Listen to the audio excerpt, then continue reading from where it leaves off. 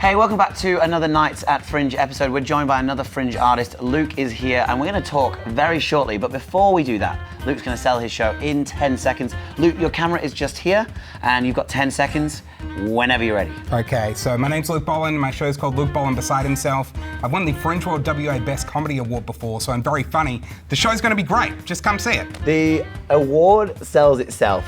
What was the feeling like when you received that award? It was pretty amazing because there was some, incredible comedians from all over the place up for the award. So to win it is such a buzz to the it's one of those things that you set for yourself as a goal that this is something I'd love to achieve, but you never kind of expect that it'll happen. Luke, this is your 7th year here at Fringe. How has it changed from your first year to now? I think I've built a little bit of a reputation over time. So the first year was my first time doing a whole hour by myself. And so it was very intimidating to get up there and go like, oh, I hope this works for an entire hour. Otherwise, we're gonna have a very awkward 60 minutes together. But it went really well. And so then each year it's been trying to top that and raise the bar for myself, I guess. So your new show is Beside Himself. Uh-huh. What sort of things are you bringing into this comedy routine? See, this one is a stupid amount of work is what I brought into it. Okay. So March in 2020, everything kind of came to a grinding halt. So I had 4 months worth of comedy gigs disappear overnight. And so I had this thought of, let's do something difficult. Let's hope that Fringe is going to happen in 2021 and let's just put a ridiculous amount of work into this show. And so I got a little crew together and we started filming for this show in March of 2020. And so it's been almost a full year of full-time work to make this show happen.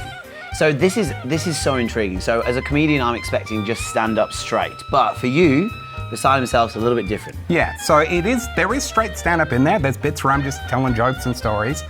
But the bulk of the show, the majority of it, there's a big screen on stage with me, and I'm able to talk to myself in alternate realities. So I have a version of me on the screen that I'll interact with live that may have been recorded up to 9 months ago or could have been recorded the week before, but it's talking to a different version of myself in an alternate reality. I mean, look, in terms of that, it's novel and it's quite original. And you were saying it's taken all year. Has that been quite consistent filming and different ideas coming to the fore? If I'd realized how much work this show would be, I probably would have gone down a different avenue. Like I had a show, 2 or 3 years ago where I lost 28 kilograms over the year for the show. That was easier than this show's been because you've got half a conversation that you'll pre-record and then you have to sync up with that conversation perfectly or the show doesn't work. So it is just endless rehearsals to make this show perfect. Speaking of shows that you're doing not The Bachelorette, not the Bachelor as well. What's inspired that sort of show?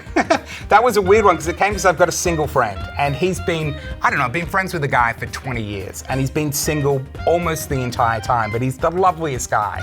And so I designed a show where I would help find my friend Michael a date.